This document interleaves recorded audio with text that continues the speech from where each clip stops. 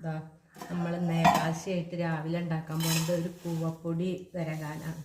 കൂവപ്പായസം എന്നൊക്കെ പറയും. അതായത് കുറച്ച് വെള്ളത്തിലേക്ക് ഇട്ട് കൊടുക്കുക, ഒന്നരിക്കണം. അതിൽ വല്ല ഇതുണ്ടാവും, നാളികേരം, ശർക്കര ഒന്ന് 2 അച്ച് വെള്ളം ഉരുക്ക, കല്ലോ എല്ലാം ഉണ്ടെങ്കിൽ പോവാൻ വേണ്ടിയിട്ട്.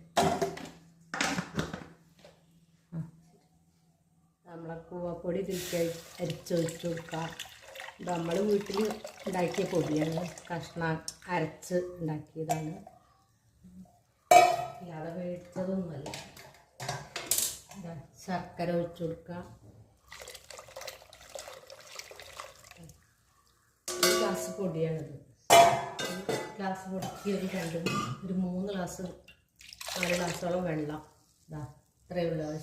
നെയ്യ് വേണ്ടവർക്ക് നെയ്യ് ഇട്ട് കൊടുക്കുക, അല്ലാത്തവർക്ക് ഇങ്ങനെ ഉണ്ടാക്കിയാൽ മതി. ഇതാ അധികം വിളയാത്ത തേങ്ങ കഷ്ണാക്കി മുറിച്ചത് ഇട്ട് കൊടുക്കുക.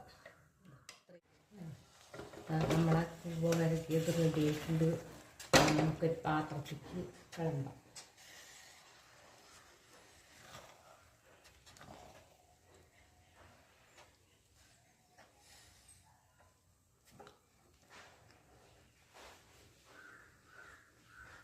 നല്ല സ്വാദും നല്ല വിറ്റാമിനും ഉള്ള നല്ല ഒരു ബ്രേക്ക്ഫാസ്റ്റ് രാവിലെ ഏകാദശിക്ക്.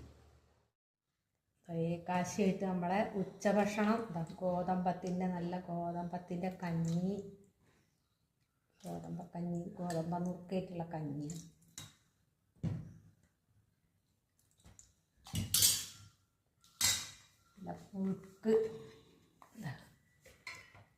പുഴുക്ക്, അടിപൊളി മാങ്ങാ ചമ്മന്തി. ഇതാണ് ഇപ്പോൾ ഏകാദശിയുടെ ഭക്ഷണം. ദിവസം രാത്രിത്തെ ഭക്ഷണമാണിത്, ഏകാദശിയായിട്ടുള്ള